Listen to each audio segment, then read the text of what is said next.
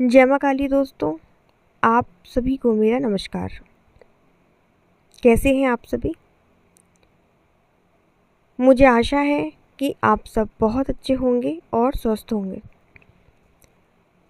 माँ काली का आशीर्वाद और भगवान भोलेनाथ का आशीर्वाद, साथ ही माँ की समस्त योगिनियों का आशीर्वाद, 10 महाविद्याओं का आशीर्वाद और भगवान भैरवनाथ का आशीर्वाद आप पर और आपके समस्त परिवार पर सदैव बना रहे। आप सभी स्वस्थ रहें, खुश रहें, खुशहाल रहें। माँ काली से यही प्रार्थना है आप सभी के लिए। माता रानी सभी की झोलियाँ भरे, सभी को तरक्की दे और सभी के अन्न धन के भंडार में भरती रहे, सभी को निरोगी काया दे और सभी की मनोकामनाओं को माँ पूर्ण करे।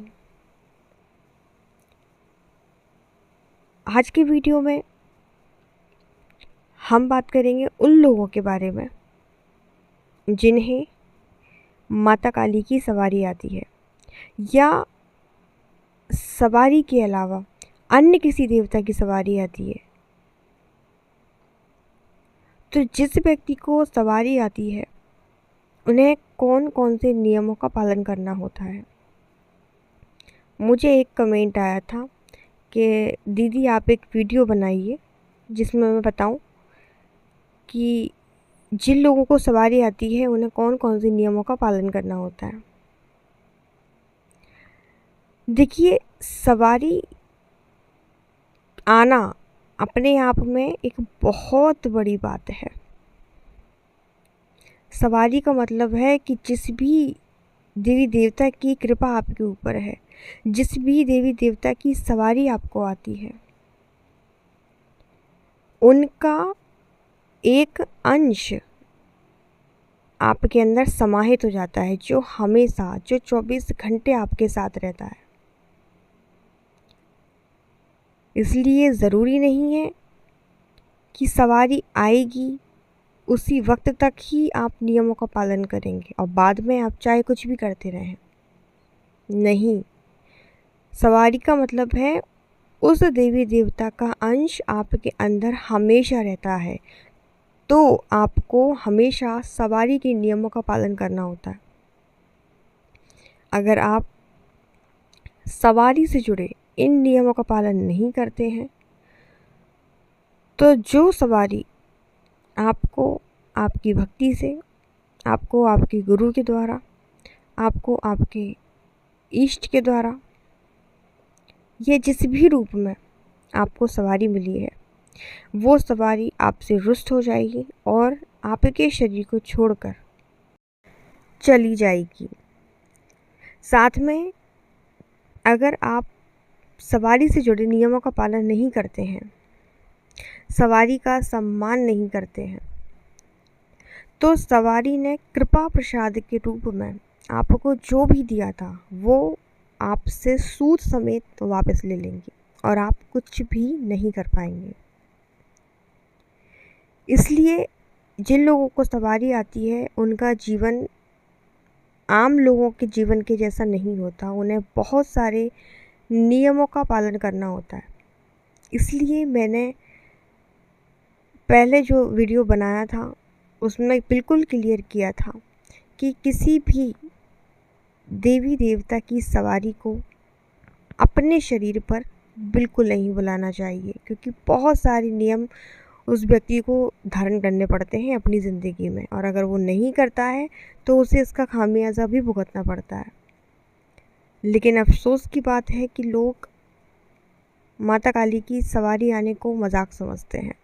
उन्हें लगता है कि जिनको सवारी आती है उन्हें लोग भगवान मानकर पूजते हैं, तो इसी मान सम्मान को पाने के लिए वो लोग भी माता काली की सवारी प्राप्त करना चाहते हैं, जबकि वो जानते हैं कि देवी देवता कितने पवित्र होते हैं।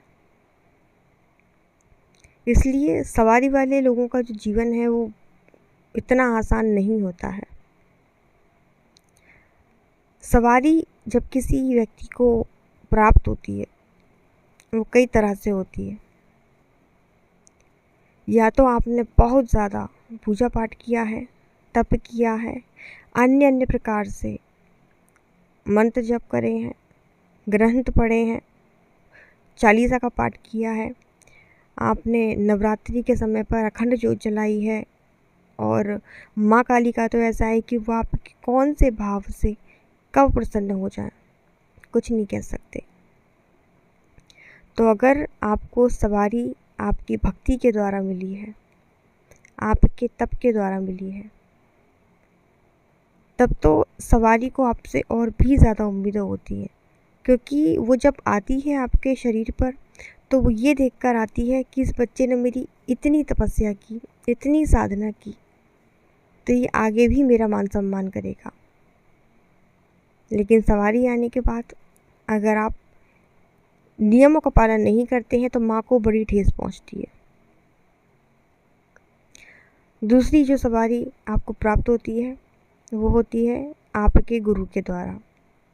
गुरु जो होते हैं वो अपनी शक्तियों को आपके अंदर ट्रांसफ़र कर देते हैं, स्थानांतरित कर देते हैं। तो जब वो सवारी आपके ऊपर आएगी जो गुरु के द्वारा दी गई है, तो वो सबसे पहले गुरु की ही आज्ञा का पालन करेगी, क्योंकि वो सवारी गुरु के द्वारा ही आई है।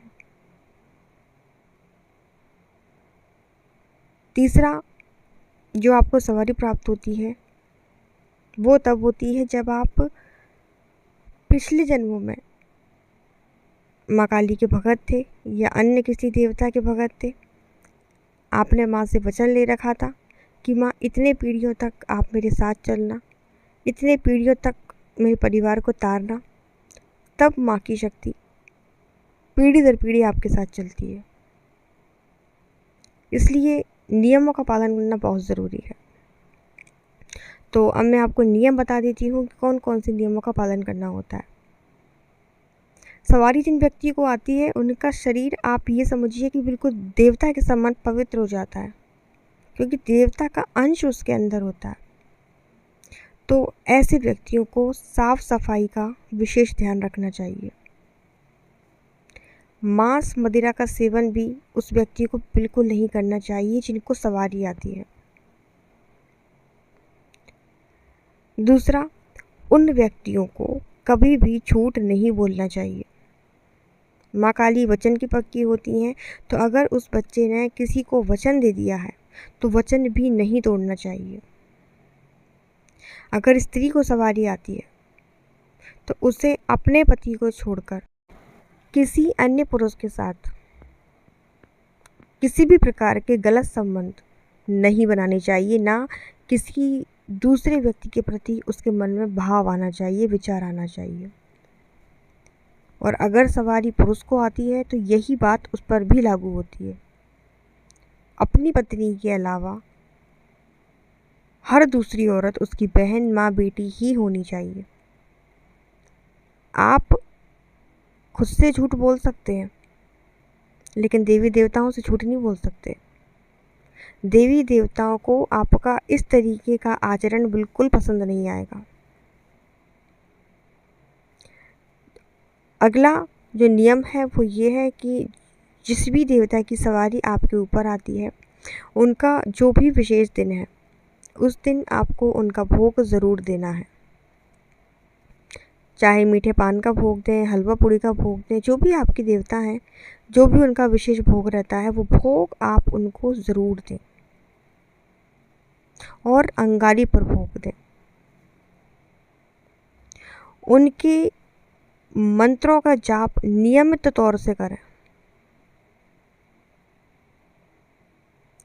अगला संकेत ये है कि जिन भी व्यक्तियों को सवारी आती है उन्हें हर कहीं भी खाना नहीं खाना चाहिए। आम जो व्यक्ति होता है वो कहीं भी खाना खा सकता है, लेकिन जिनको सवारी आती है, जिसके अंदर देवी देवता का अंश है, वो कहीं भी खाना नहीं खा सकता। जैसे कि 13वीं का खाना होता है तो वो 13वीं में खाना नहीं खा सकता, सूतक में खाना नहीं खा सकते, पटे का खाना जो होता है उसमें भी वो खाना नहीं खा सकते।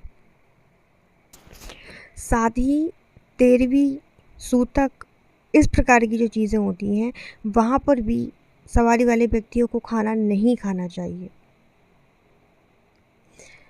माता पिता का सम्मान, साथ ही गुरु का सम्मान और बड़ों का सम्मान ऐसे व्यक्तियों को ज़रूर करना चाहिए। मेरे पास एक कमेंट आया था कि जिसमें मैंने एक वीडियो बनाया था, तो मैंने बताया था कि सवारी वाले व्यक्ति का अपमान क्यों नहीं करना चाहिए और अपमान करने से क्या होता है। तो उस वीडियो पर कमेंट आया था कि आपने बिल्कुल सही कहा दीदी, लेकिन कुछ ऐसे भगत होते हैं जिनको सवारी भी आती है लेकिन वो पूरे घर को परेशान करते हैं। तो देखिए, आप उससे कुछ भी कहकर, उसको अपशब्द कहकर अपनी ज़ुबान को ख़राब मत करिए, क्योंकि उसकी ज़िम्मेदारी आपकी नहीं है, उसकी ज़िम्मेदारी उस देवता की है जिसकी सवारी उस व्यक्ति पर आती है, जिसकी सवारी के रहते वो इस तरीके की हरकतें कर रहा है। वो इसमें खुद का नहीं, सवारी का अपमान कर रहा है। इसलिए आप उससे कुछ भी कहेंगे तो आपको बीच में पाप लेने की ज़रूरत नहीं है। आप उसके ठेकेदार नहीं है, उसका ठेकेदार वो खुद है। ये तो वही बात हो जाएगी कि कुत्ता आपको काटे, बदले में आप कुत्ते को काट लो। बिल्कुल नहीं। अगर वो कुछ भी ऐसा करते हैं तो आप अपनी आँखों से परिणाम देखिएगा कुछ टाइम बाद। क्योंकि क्या होता है, जब किसी बच्चे की परीक्षा चलती है ना, स्कूल में जब टीचर किसी बच्चे की परीक्षा लेते हैं, तो बीच परीक्षा में चाहे बच्चा गलत लिख रहा हो चाहे सही लिख रहा हो, टीचर उसको कभी नहीं रोकता। लेकिन जब रिज़ल्ट देने की बारी आती है तो वो उसको उसकी परफॉर्मेंस के हिसाब से ही रिज़ल्ट मिलता है, उसी हिसाब से उसको नंबर मिलते हैं। इसलिए उसे कुछ भी कहकर अपनी ज़ुबान ख़राब मत करो, बिल्कुल भी। वो पापी बन चुका है लेकिन आप पापी नहीं हो। माँ काली सबका अंत करती हैं, सभी, उन्होंने किसी को नहीं छोड़ा जब वो अपनी पर आती हैं। और जिस बच्चे से अध्यापक को उम्मीद होती है कि ये बच्चा टॉप करेगा, अगर वो बच्चा फेल हो जाता है तो उसको सज़ा भी उतनी ही डबल मिलती है, क्योंकि उससे टीचर को भी उम्मीदें रहती हैं। तो अगर भगत इस प्रकार की हरकतें करते हैं तो उनकी सज़ा इतनी भयंकर होती है कि आप अपनी आँखों से देखेंगे। इसलिए आपको उस व्यक्ति को अपशब्द नहीं बोलना है, उसका ज़िम्मेदार वो खुद है। तो मुझे आशा है आपको ये जानकारी पसंद आई होगी। वीडियो अच्छा लगे तो वीडियो को लाइक ज़रूर करिएगा। कमेंट में सभी को जय माता दी, जय माँ काली लिखना है। मिलती हूँ आपसे नेक्स्ट वीडियो में, तब तक सभी को धन्यवाद।